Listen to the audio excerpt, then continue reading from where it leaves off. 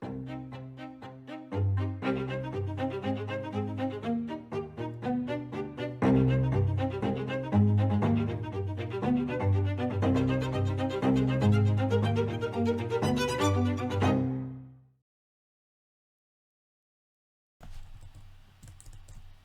everybody, welcome to today's GM's Chat.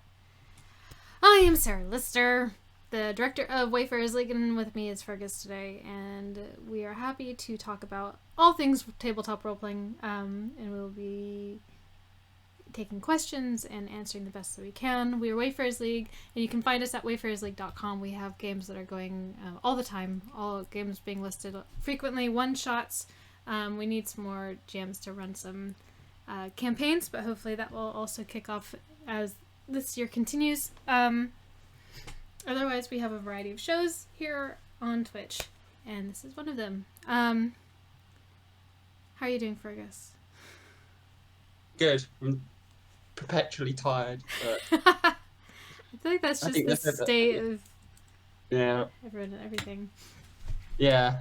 But no, I'm good. I'm actually for the first time in a very long time looking forward to preparing for a game of D&D. Oh, that's good. Normally I'm like, oh, I've got to prepare for a game. And it's not like I dread it. It's just like, but this time I'm actually like, oh, yes, I get to prepare. It's nice when there's that excitement comes in when you're actually... Yeah. Because that does happen, that you kind of lose steam.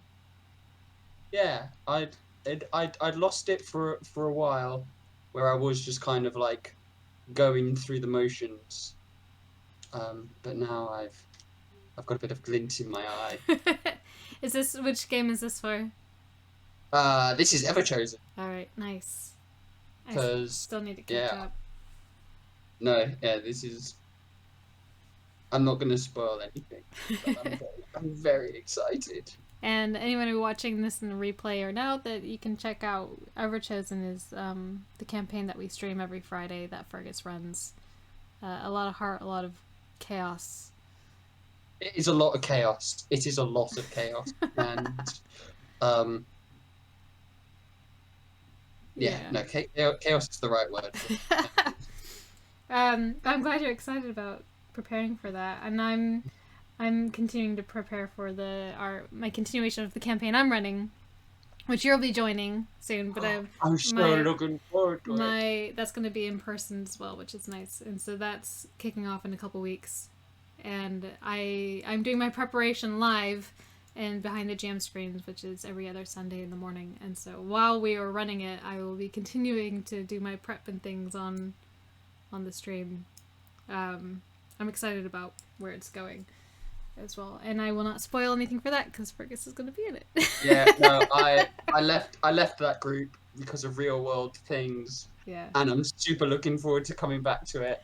Yeah, it'll be interesting how much the characters have changed, the group's changed. The only original players actually are characters are Manticore and Bray.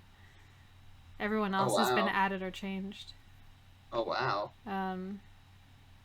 Yeah, because because Ted changed his character completely as well.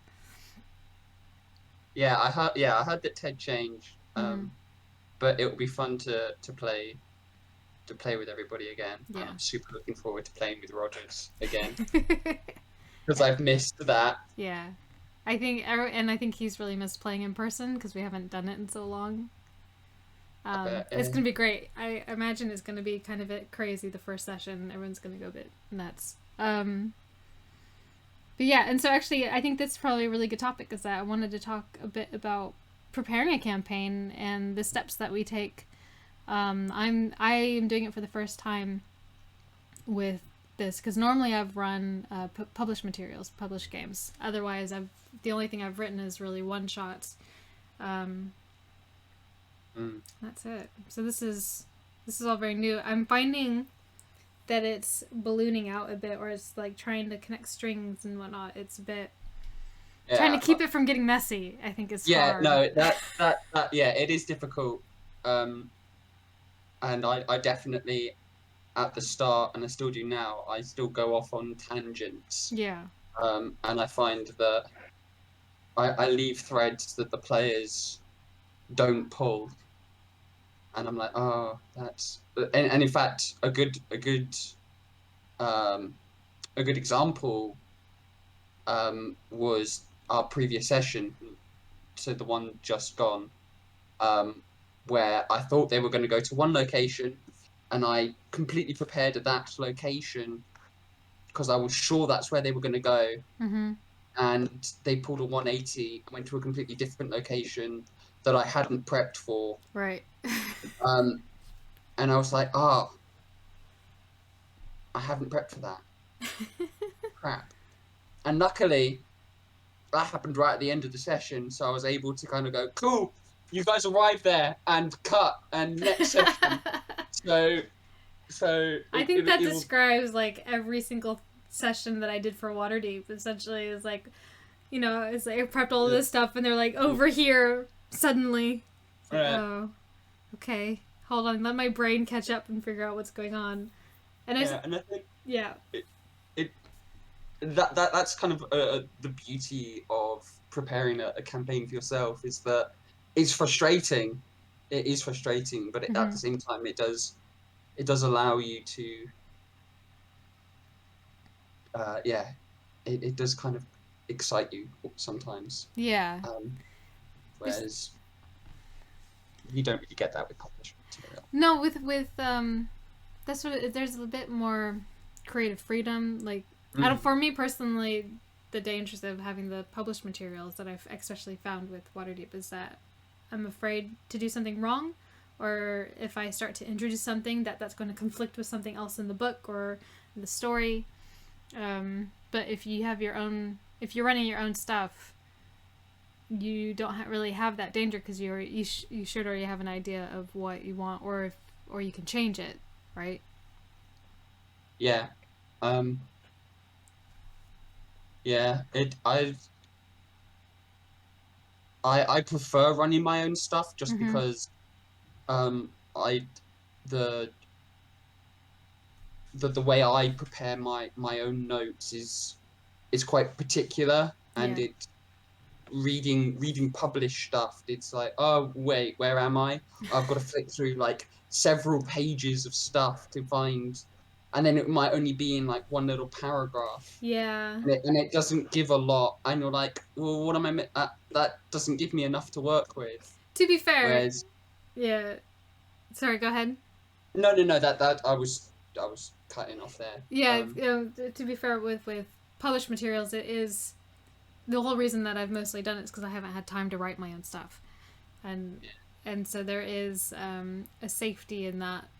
In that you, when you're prepping for the game, you don't need to worry about where the story's going. It's already available to you, and what's set up, and it has a whole list of NPCs. If you're not the type to make up your stuff, then the published materials actually is really good. Especially depending on what kind of story you want. There's a lot of variety now in what in the kind. in the publish. Yeah, because you can. Yeah, and sorry, go ahead. no, I was just gonna say, and with published material, so sometimes you don't even need to prep in a way. You can just kind of before like the day of the session, you can just pick up the book, flick through the pages that the group or that the party would be exploring, and get your head around it. Yeah, I would recommend giving it all a good read beforehand. Yeah, no, obviously read the book so you're not beforehand, reading things during the session, because there's nothing that takes a player out of a game than a DM like, wait, where was that thing? Which I am guilty of. Yeah. But never mind. Yeah. I'm finding kind of the method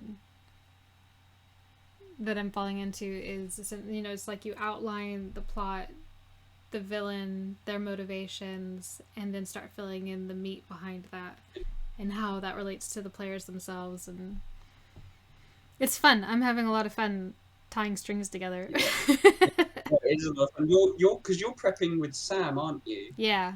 I want to know what it's like prepping a session with somebody else, because I've only ever prepped with just my own thoughts. Yeah, I think I think the benefit of that is kind of like if you have a group of GMs that you can bounce ideas off. It's kind of that collaborative storytelling. So he gives me ideas, and then I take the ideas, and so ultimately I'm making the final decision because it's my campaign. But it's also, it doesn't feel like that I need to do that because it's just very collaborative. And doing a bit also with those that actually watch in the morning, if they give suggestions, then they can also use those. I work much better outside of a vacuum. Yeah, it can be difficult prepping a whole campaign just on your own. I know that I've come to some roadblocks where I'm like, is that a good idea? Is that is that the right way to do this, or is this just a terrible idea and everybody's gonna hate it? And Well, you hesitate. you're welcome to send me stuff if you want to. I don't really plan on playing a Never Chosen, and I don't mind spoilers in that. I might have to, because there are definitely things where I'm like, is this a good idea, or is this just really mean? You can talk to Scott too, I imagine. So Yeah. today. If anybody watching has any questions, you can drop them into the chat. We're more than happy to answer any questions you might have. And really having to do with anything GMing, including other systems. We run other things outside of D&D. And I'm I'm currently prepping for session 0 in Mothership. Oh, really? We've got a session 0 tomorrow. Oh, exciting. Yeah, it's sci-fi horror, and I'm super looking forward to it. Nice. Yeah, I've seen that pop up in some ads on my browsers. I haven't fully looked at it, but it sounds essentially, is it like Alien, or it's not Alien itself, but no, it's very in the vein of Alien. It looks really cool. That sounds awesome. I love sci-fi. What's funny is that I was doing a lot of D&D, and then I was getting kind of burnt out on the fantasy genre, and then suddenly I was in 3 different cyberpunk and space games, which I was totally okay with. I'm kind of burnt out on the D&D and fantasy genre. What's funny is that I'm getting ready to, I'm going to be taking part in another stream. The Fumble folks, I believe, they're doing a Halloween stream, one shot, and so I'm participating in that on Halloween night. And I was looking at all the different classes, and I'm trying to pick a background for my character, and it's just like I'm getting kind of, it's like, it's fine, it's all the samey. After exploring, like Fate, where you can literally do whatever you want, as long as you come up with like a narrative idea behind it. It's very different. And also like what have I been playing lately? I just played the first session. We just did a session 0 and the intro for Thirsty Sword Lesbians. How was that? I've been meaning to ask you how it was. It's so good. What's crazy is like I really didn't have much of an idea for my character. And so I was trying to pick one, and I was the last one to pick my playbook too, so I had a few less to pick from because we were all trying to pick different ones. And I accidentally, I had this idea for this hench person who was a bit dim, but was like, are we the baddies? I think I'm gonna go over here now. To go be with these other people. So I went with a playbook called The Devoted, and so she's supposed to be she's devoted to a cause, a person, or something greater. So I hadn't fully even decided who or what she was devoted to at the very beginning of the session. But it turned out, I don't know if you've watched Dirk Gently. No. Oh, it's so good. Watch it. It's brilliant. Dirk Gently, okay. Anyway, I for those that have seen it, I accidentally made Farah black, and I have no problems with that. I love her. I have super girl crush on that character. I saw the Kickstarter for that game originally. Yeah. And I was like, this just looks ridiculously fun. Yeah. And then I had that thought in the back of my head. It was like, not the game for me. This probably I'm probably not the target audience of this particular It game, but it looks like a lot of fun. there's so much potential for like drama, and like it's all about relationships, But, and but this, also like fighting and swordplay. Like there's literally a move called a kiss after, like, something like a kiss after a dangerous situation, wherein that if you're sword fighting with somebody and like end up kissing them, like this, there's a specific thing set up for that moment. amazing. Yeah, and so there's already like one of the other characters, I don't know, this is all headcanon, I'm not actually in the game, of one of the other player characters writing fan fiction about my character and an NPC. Oh, it's ridiculous. Oh, it sounds like Yeah, we only did an intro, and so we've only just started, so we have a one shot this next Friday. The actual plot that's happening. But it's gonna be fun. Everyone, yeah. Maybe I'll write about it in our blog. Do a review of it with some tales from the table. yeah, because It's definitely not for everybody. I think it's just one of those. If you don't like relationships in your games, it's not the system for you. It's full of flirting and relational drama. I'm all about it. I'm all about it. I'm all about relationships and Yeah, games. I'm all about the drama. Yen's gonna run. She wants to run a campaign next year in it.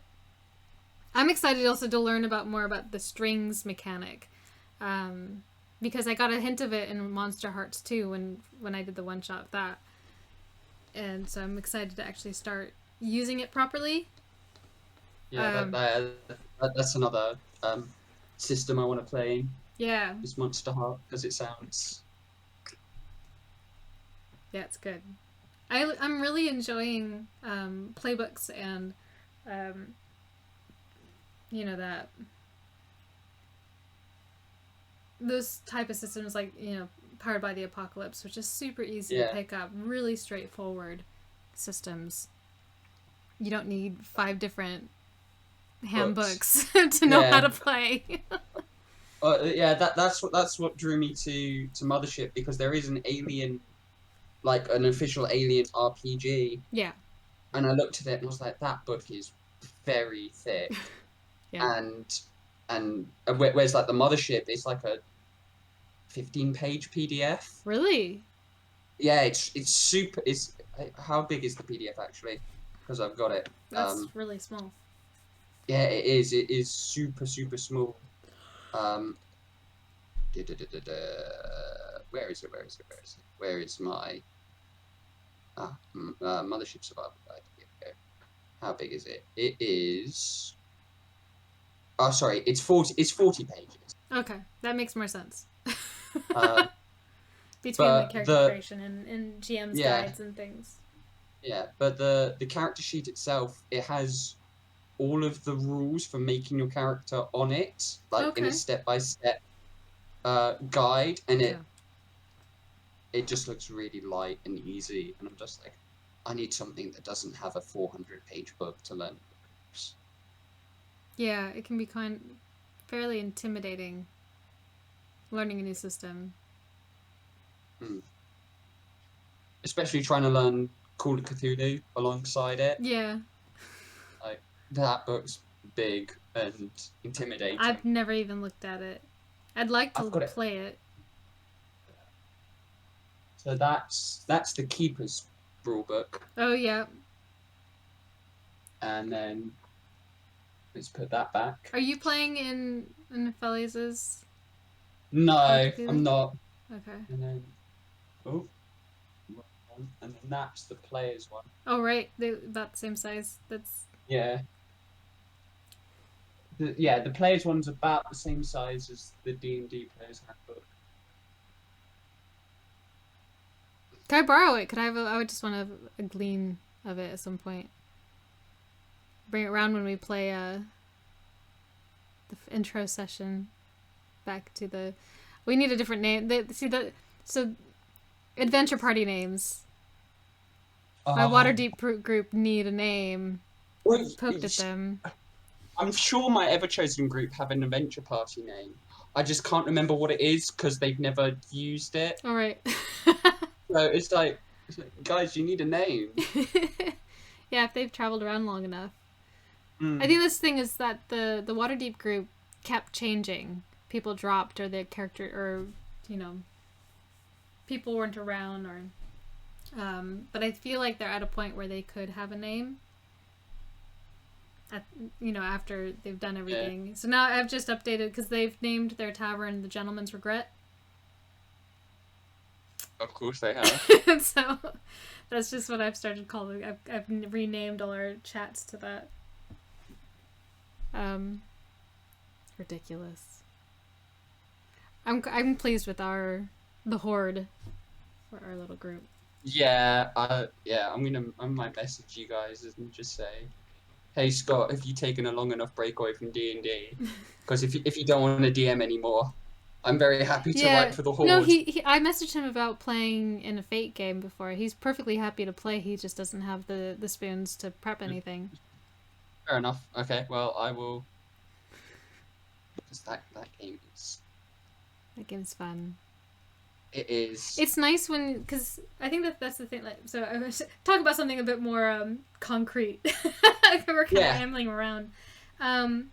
Table dynamics, and I think when you've got all tables aren't going to work, right? And the play styles need to match, and communication needs to be good. And so it's like, how do you find that table? You know.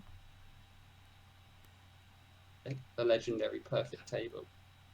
I feel like I've been in a few, which I'm quite. I don't know.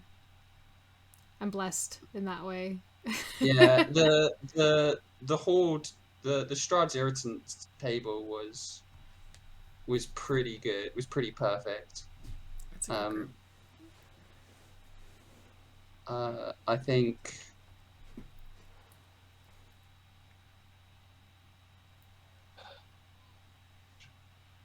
Yeah, I think it's a mixture of luck and communication. Yeah, Trying to find that table. It, a bit of luck. um, Yeah, I think because you could be really good friends with somebody and then be horrible playmates. Like, yeah, I had a friend. He's lovely to play board games with, but I really did not enjoy playing D&D with him. And part of it is like it was so rules focused that it kind of, or like focused on the tropes and the way things should be. mm, And also not allowing for failure. Like success was the goal. When failure can lead to, in my mind, failure can lead to really interesting storytelling. Like in the Blades game recently, in one session, one of the players got 2 traumas. ooh, We had, was it, so by within 2 sessions, we had 4 traumas on the table. oh dear. Yeah, one of them was my character. But it's like It's- that's going to lead to really interesting role play, really interesting dynamics, and it will cause problems. But that's part of storytelling. You need problems in stories, otherwise yeah, it's boring, right? yeah. I mean, I got the feeling that the game that Scott ran, Yeah. I have that group was just failure personified. We were all horrible failures, and it worked so well. Yeah, that was partly my bad.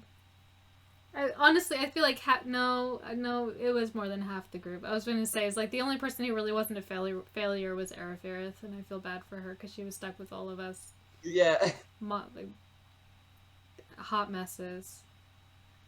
To be fair, but that was a really fun game. I really it was. enjoyed No, the. Speaking of really good tables, that one was a good one. yeah.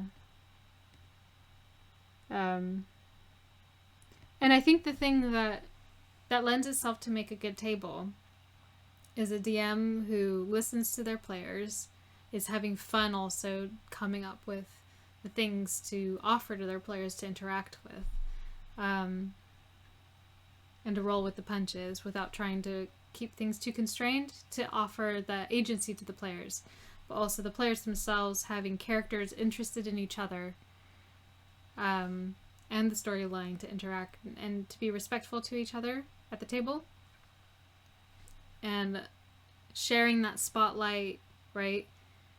And having characters, I think I'm saying like clear motivation, but also a willingness to work together as a team. And if you're not, there needs to be a good reason why, and to allow that not to last, so that you do come back to be part of the team. Yeah. I'm specifically thinking of Larissa. That was rough. That was a rough few sessions. That was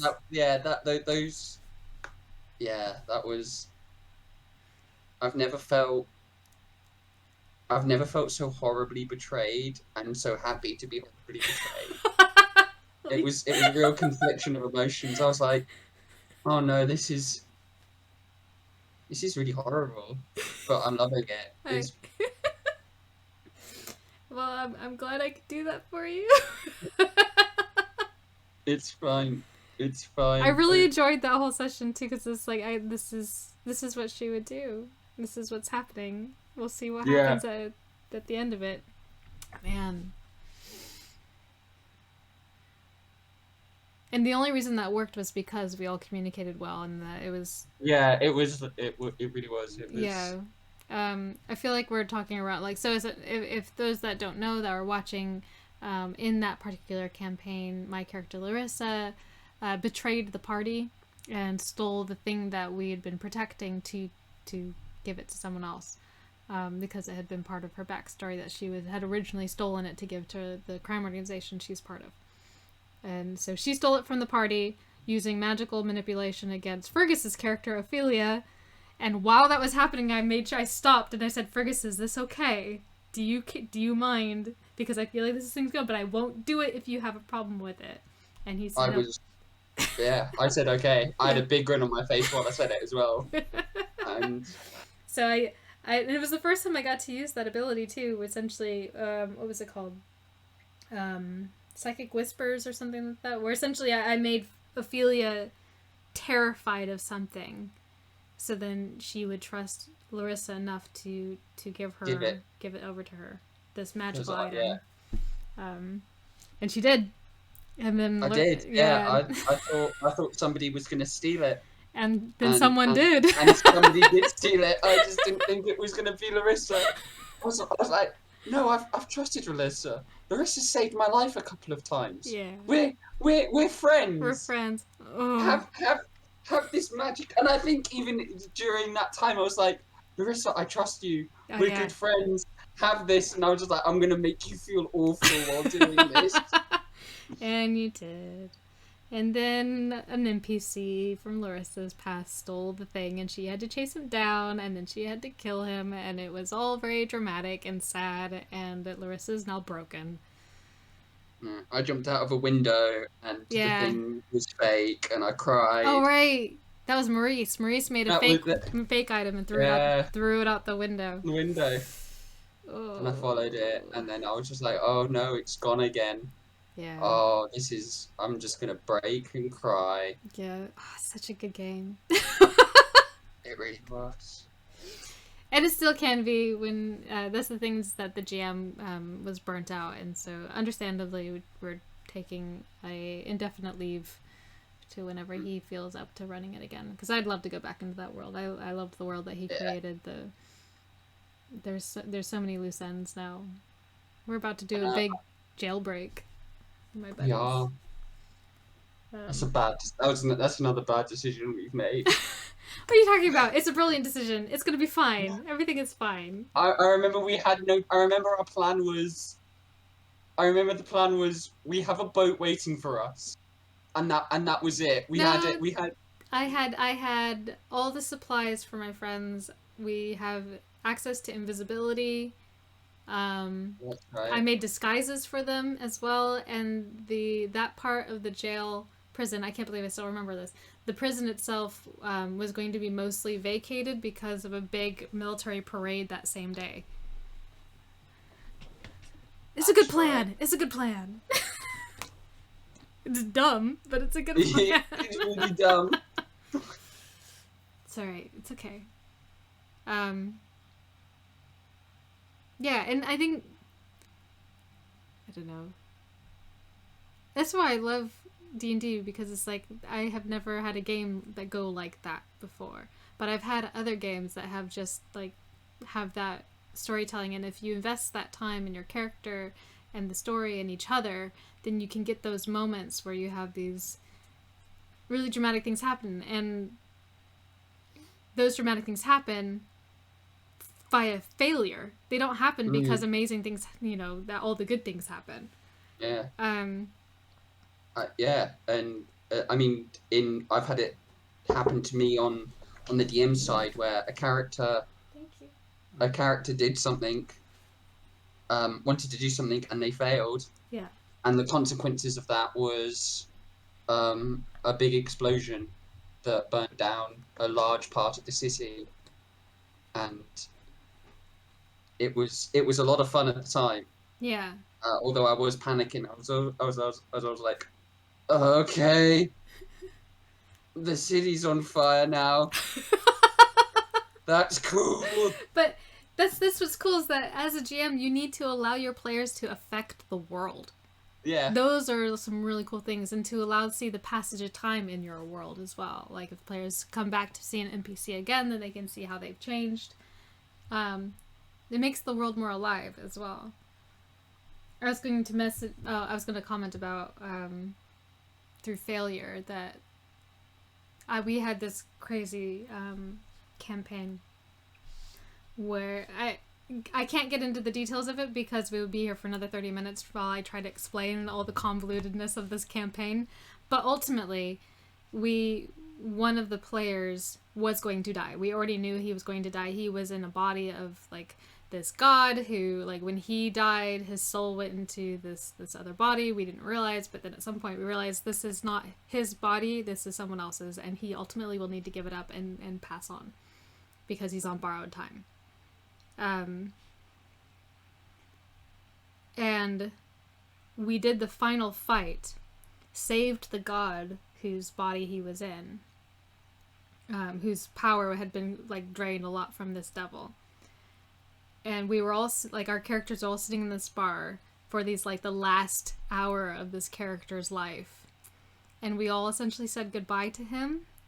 And the GM got up, like, as the avatar of death and physically walked over, and, like, the character needed to touch this mirror necklace thing, whatever it was. And then there was the transfer of souls while he took the player character away to die. And it was such an intense scene. I can tell you the whole story at some point if you want, Feargus, because it is... No, that sounds super, just like, it was an amazing... It's a game it's probably on my top 5 games ever. But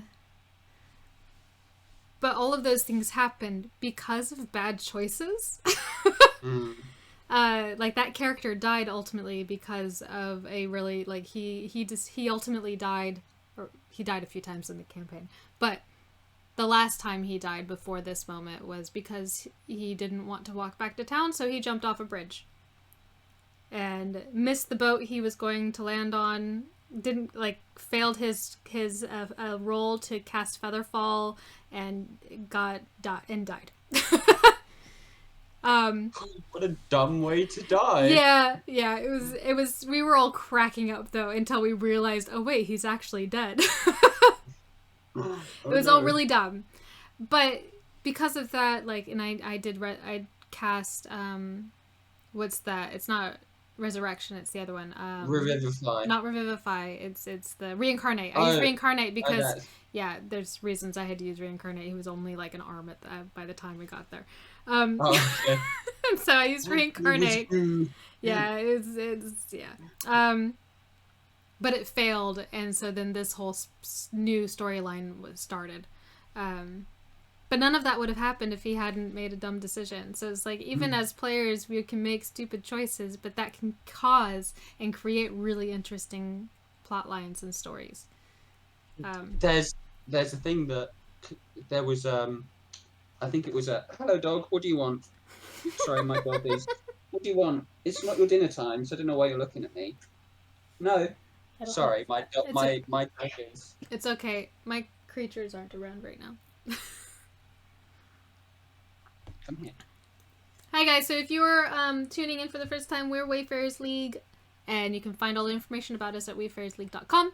We run a lot of games, and we have a Discord community that's just very active with a variety of things that we have going on in there. You don't need to get involved with everything, but if you want to come and see a very supportive, welcoming, helpful group, hey buddy, join our Discord server and say hi. But all our Are games you done saying hello? Would you like to say hello? Hello. Aw, Pepper. Yeah, she's a papa. Well, she's not anymore, but she's smaller. Doggo. Doggo. Yeah. So what were you saying? We were talking. No, I was saying about there was I think it was a Reddit post. I can't remember where I saw it, but there was a long list of adventure hooks you could do if you ever TPK'd your party, and one of them was that when the characters will die, they all wake up as spirits in the astral sea, and they have they have an adventure to find their way back to their bodies. Oh, that's interesting. On the material plane. Huh. So even and they were all like things like that. Bye bye, Papa. And that was just an example of interesting plot hooks you could have through failure. Yeah, like, so the one that I was talking about, that campaign, when my reincarnate failed, the GM said, okay, he had a proposition for the player. It's like, okay, you could come back, like, he took him into another room and talked about it. You can come back as something specific, or you can pass on, essentially. And so he said, all right, let's see what happens. And he came back as a fallen Aasimar. And he had the player, the character had been a paladin. A paladin of Summerheart. Summerheart was the name of this god. And so it was an interesting way around a player character death, while making, not necessarily, it wasn't cheapening his death, but it was adding an interesting story that created this whole new story arc. Because that also, we had another paladin of Summerheart who was the daughter. She was actually an Aasimar who was a daughter of Summerheart, and her powers were gone when he came back and like had this severe pain. So it's like there's all these things that happened when he returned, making it a bit more than, oh, you're not alive, you're not dead, surprise. There was consequences, and then you work with his consequences. Yeah, I think the beauty of D&D and role-playing games is when players have to deal with the consequences to their actions that might not always be great. Yeah, I think the hard thing for me as a GM is coming up with those consequences and following through with them, because I'm a nice I don't want to be mean. Believe it or not. That's one of the problems I always have with Everchosen, is that the group aren't particularly great when it comes to doing things, and I'm like, oh no, this should really have consequences that are like mean and horrible, but I don't want to hurt you guys. But then I think one of the big lessons that I learned when I had one of my first player deaths was that everyone said that when they had to do this resurrection ceremony, they weren't high enough level. They had a scroll, so they had to do like 2 rolls before they even could do the ceremony to see if they could even cast it in the first place. Thankfully, they succeeded, but every single person said that was one of their favorite sessions. And it was because, I didn't pull any punches. The thing sucked the life out of them, and he died instantly. The player that happened to was probably pretty upset that it happened. Yeah. But it came back to life, and so, I mean, but it was really intense, the whole thing. And I think that adrenaline people really enjoy, the high consequences, was it greater risk, greater reward? Yeah. Yeah, well, everybody has said that their favorite session so far of ever chosen, and it was my favorite one as well, was their boss fight with one of the demon lords. Yeah. Because the party dropped like three people, Yeah. and he didn't pull any punches, and he was like changing gravity everywhere, and they were like, "How do we kill him?"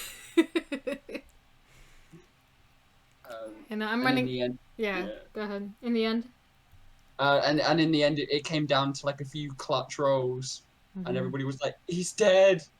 Yeah. Yeah, we how was it? I'm gonna be running into that as well because I'm finishing a short arc in the Underdark with Mind Flayers, and all the players are currently in a Elder Brain lair.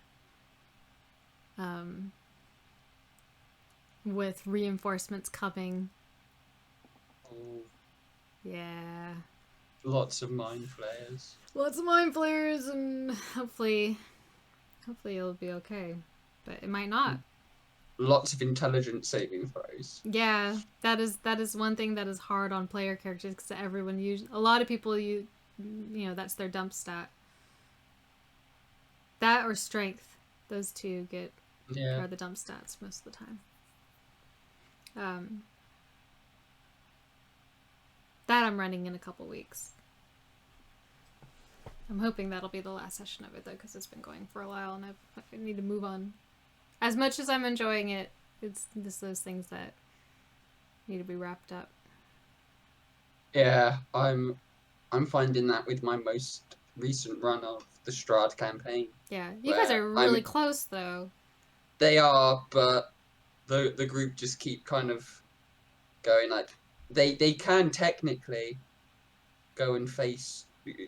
They've talked about it a couple of times, going up to Castle Ravenloft. Yeah. And exploring it and maybe fighting Strahd, but they keep putting it off to go to other places. Oh.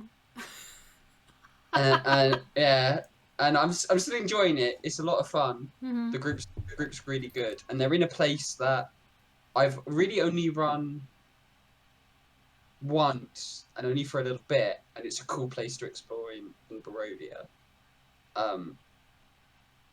But I'm now kind of like at that point where I'm like, guys, could you just go to Castle Ravenloft now? Please? Yeah. Very close. Yeah, they are very close. And that was a fun game. I enjoyed our run of Strahd. It was a lot of fun. I now kind of want this run to end so I can put that book away and never pick it up again. I've run it. You've run it a lot. I've run it 3 times. Yeah. That's a lot for a single campaign. It is. I love it. I don't want to run it again. What about playing in Barovia and the Ravenloft lands? I think I could do that because Matt wants to run a campaign in Barovia. And He's mentioned that. I'd be up for that because I love Barovia. But I'm like, as long as it's not Strahd. As long as it's got nothing to do with Strahd. No more vampires, please. Yeah. I'm done with vampires. No, they're not fun. No, I'm kind of bored of vampires. If I have vampires, I want them like what we do in the shadows. All the variety. Yeah.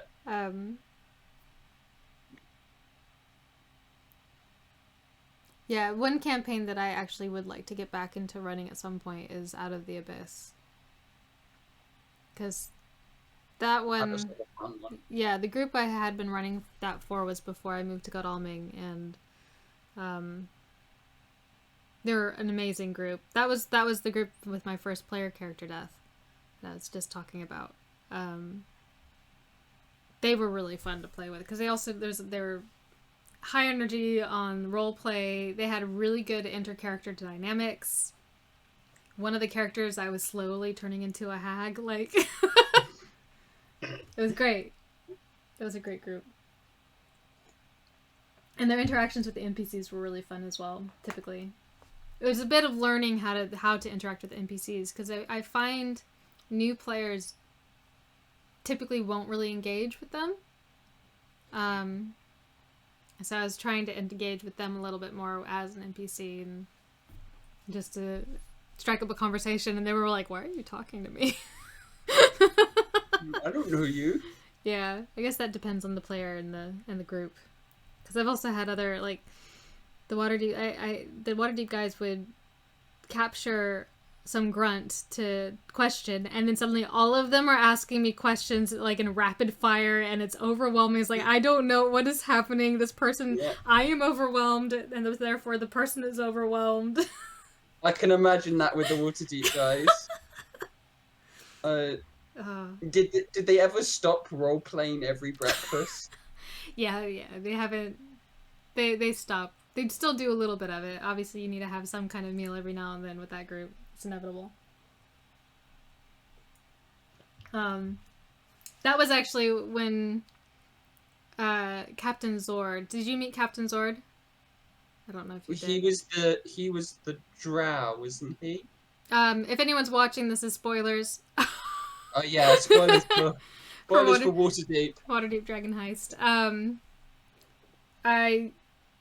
He ended up being he's a drow, but you don't see him as a drow captain. He's Captain Zord, looks like a human.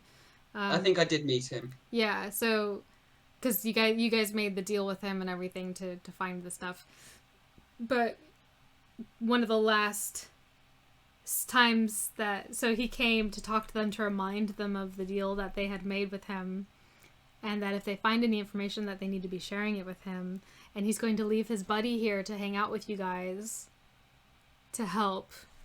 And they asked, is like, would you like to stay to eat? It's like, oh, no, maybe next time.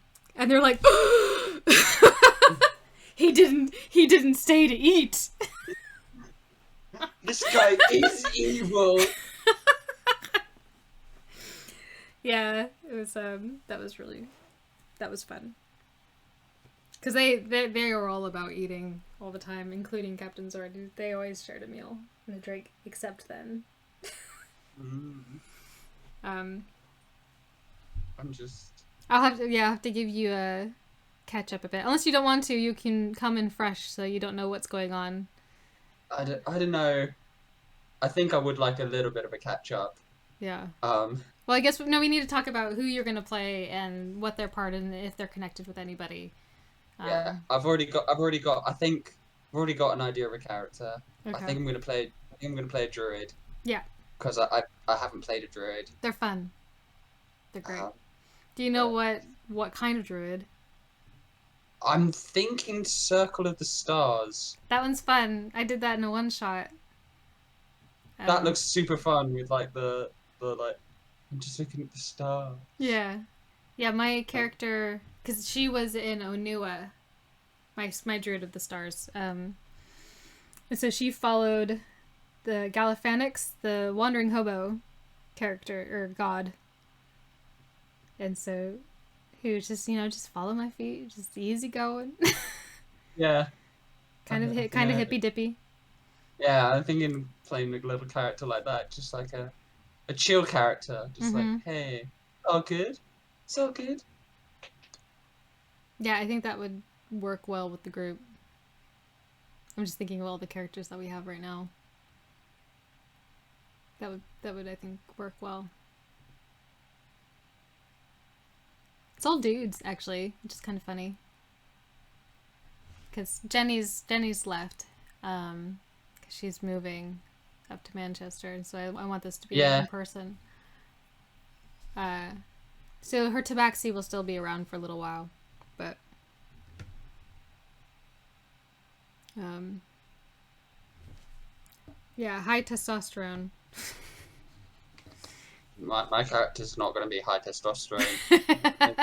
He's going to be. They're going to be very laid back. Yeah. Kind of. Well, there's some laid back characters. I can imagine I don't even know your character, but if I can imagine like yours and Bray sitting on the deck just smoking a pipe together. Bray's great. Big fan of them. Him and Manticore. Yeah, they were the best, Bray and Manticore. I felt so sorry for Bray. I'm just No, like, it's you're good. saddled with this asshole. No, they're like brothers. Not to Manticore. Manticore, Bray's his manservant. But Yeah, I was about to say, wow, Manticore's moved on a lot since I met him last. I think he's grown a little bit. I don't know how much. We'll see. No, unfortunately, Matthew wasn't there for a lot of the last half of the game. A little bit's a lot for Manticore. It's true. Manticore's great. He's gonna get a whole new outfit. We're going sailing on the high seas. It's gonna be 4 or 5, isn't it? I can't wait. Well, you guys, the group also came up to a lot of money, so they're loaded. Fair. Yeah, from the end of the last campaign. Unfortunately, we didn't get any questions from the audience today, which is kind of a bummer. But never mind. We've had a nice chat. Ambling around a little bit. We're talking about campaigns and building up campaigns and homebrew versus published and our own experiences and what makes up a good table and good moments and how failure is really at the heart of good storytelling, actually. Consequences. It's quite good. Do you have any last minute thoughts, and I can do some announcements? Last minute thoughts? No, just embrace the failure. Embrace the chaos. Embrace the chaos. Yeah, definitely. And I would definitely recommend not pulling punches to any GMs. Just let it happen and let the consequences happen, let the failure happen, and then allow the storytelling to come from that. Yeah, so we have, for those, again, we are Wayfarers League, and you can find all the information about us at wayfarersleague.com. We have games going constantly, new ones going up all the time. We have a membership for those that want to support us, and benefit of that is that you will get early access to RSVPs for all of our games. We also reach out to our members for any kind of advice or opinions about things, or if they want, I've actually set up a specific kind of game for our members, which is actually the one I was talking about, the Mind Flayer one. So I've been running that for a while for a group of the members, and one person who managed to snag a seat when it went live for everybody else. We have, I think Homebrew Lab is this Tuesday, where we will be making, I think it's the first time we're actually going to be making a deity. That should be this week, because we just did an encounter last time. So yeah, so I will be drawing a god of some kind, and Falaise and a guest will be coming up with all the details and the lore behind it, their abilities, and we'll do it all randomly and we'll do it in 1 hour. Which is a bit insane. In 2 weeks' time, we'll be back with Behind the GM Screen, continuing planning for this seafaring adventure, and next week we'll be back with another GM's Chat, Sundays at 4 o'clock. And Everchosen is every Friday at 8:30 evening. You will want to tune into this week. Yeah. It will be very traumatizing for one particular character. Ooh. And I'm very much looking forward to traumatizing that particular character. It will be a lot of fun. Feargus, could you check the YouTube channel to see if we're up to date with everything that should be there? Because my parents have been in town the past 3 weeks, and so I've been kind of trying to play catch up this week, and it's a bit difficult. So I've downloaded a lot of stuff from Twitch. So give us a like, a subscribe. Also at YouTube, go give us a like there. I really want to get up to 100 subscribers there, so then we can have our own Wayfarers League URL. You can follow us on all our various social media stuff. And I think we have a few seats left in a few of our games. The Witch is Dead is going to be run pretty soon as well. I think that one has 1 seat left. And we're going to be coming up to November soon with a whole new batch of games. So, and if you want to run something, if you are having trouble finding players, I'm more than happy to work with you to come and run games with Wayfarers League. It's really simple. You just need to just contact me, and we can set up a time and we can get you some players. So we will see you all soon. Thanks, Feargus, for joining today. Always. And thanks Always everybody for watching, and we will see you all next time. Bye.